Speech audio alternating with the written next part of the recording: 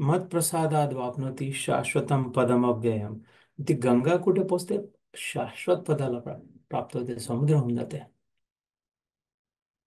तसंच जीवात्मा ह्या सगळ्या आपल्या भोवती जे आहे जसं आहे त्याच्यामध्ये एंगेज जर राहिला, त्याच्यावर विश्वास ठेवून मद व्यपाश्रया, म्हणजे जे आपले कर्तव्य निपटवायचे आहे ते मद म्हणजे माझ्या व्यपाश, माझ्या आश्रयीभूत राहून मनामध्ये लक्षात ठेवून की नाही, मी ईश्वर साक्षी समजून ईश्वराच्या शक्तीने, ईश्वराच्या कृपेने, ईश्वराच्या प्रेरणेने ईश्वराचं कार्य समजून करते आहे.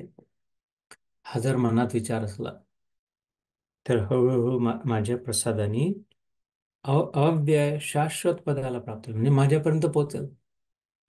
जीवनाचे शेवटचे श्वास अवश्य दर्शन होईल, अनुभव होईल की आहे माझा सखा सांगाते, जेथे जातो तेथे तू माझा सांगाते.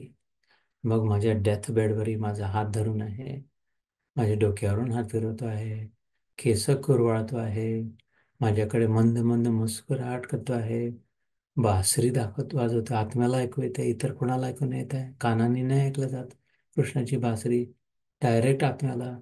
हे सगळे अनुभव शेवटी आणि मग चल प्रिय म्हणून हात समोर करून माझ्यासोबत नेतो आहे जीवात्म्याला.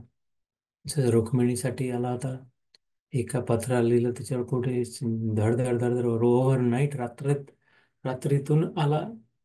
कुठे गुजरात, कुठे द्वारका आणि कुठे विदर्भ.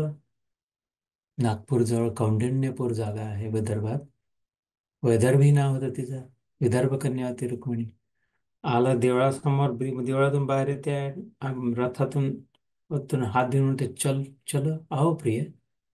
त्याचा हात धरला, त्यांनी बसले, रथातून निघून घेऊन गेला. If these videos are helpful, please share them with others. Like and subscribe to help spread the message of Krishna. Jai Shri Krishna.